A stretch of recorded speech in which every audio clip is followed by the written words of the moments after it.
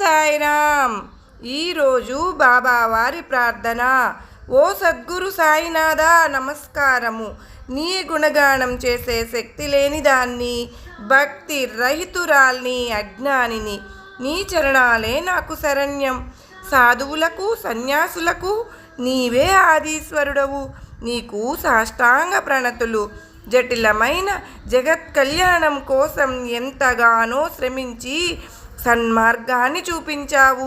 నీకు ఈ దాసి అంజలి ఘటిస్తోంది తండ్రి. పరమ సుఖమునొసగు బ్రహ్మానంద స్వరూపుడు, కేవలం జ్ఞానరూపుడు. సుఖ దుఃఖములు, శీతోష్ణములు మొదలగు 2 విధములైన భావన లేనివాడు. ఆకాశముతో సమానముగా సూక్ష్మరూపుడు మరియు అంతటా వ్యాపించి ఉన్నవాడు. తత్వమసి అను మహావాక్యమునకు లక్ష్యార్థమగువాడు.